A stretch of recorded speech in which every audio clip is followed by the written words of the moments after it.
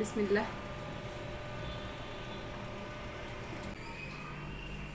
আসসালামু আলাইকুম, সবাই কেমন আছেন? আমি আলহামদুলিল্লাহ ভালো আছি। আজকে লইট্টা শুটকি দিয়ে মজা একটা তরকারি রান্না করব।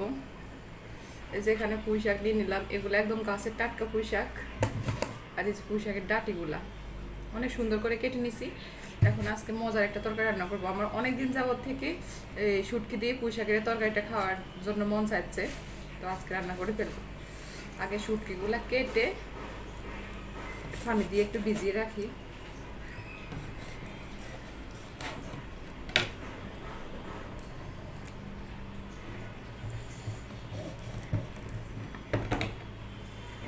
অনেক শক্ত, কাটা যাচ্ছে না ছুরি দিয়ে। ওগুলা শুকনা শুটকি তো, এই কারণে একটু শক্ত বেশি।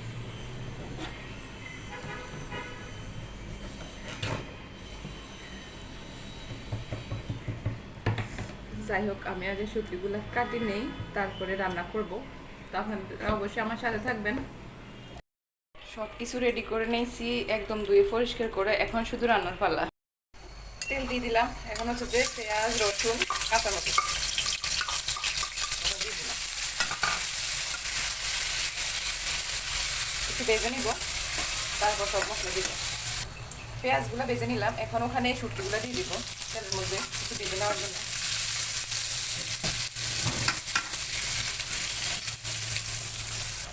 এখানে হচ্ছে লবণ, হলুদ, তারপরে হচ্ছে জিরা গুঁড়া, মরিচের গুঁড়া আমি পানি দিয়ে মিশিয়ে নিলাম।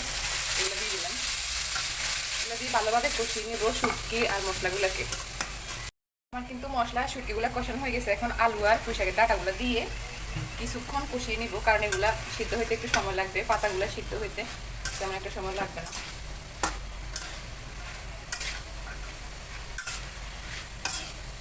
যে ভালোভাবে মিশিয়ে একটুখানি পানি দিয়ে দিব।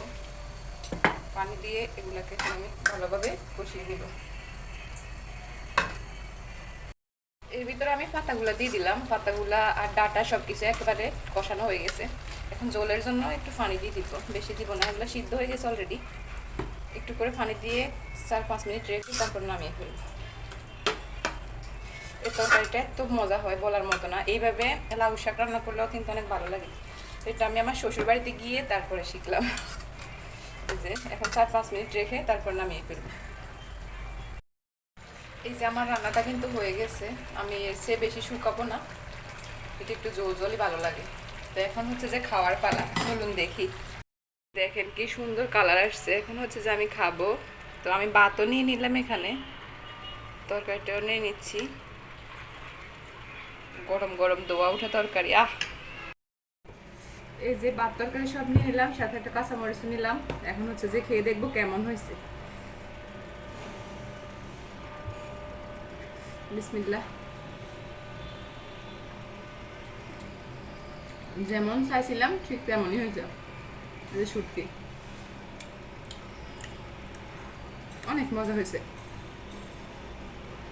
মাংস দেখলেই কেমন জানি লাগে, তাই ভাবছিলাম আজকে একটু ভিন্ন ধরনের তরকারি রান্না করি। মাংস অবশ্য কালকে রান্না করছিলাম, সেগুলো আছে।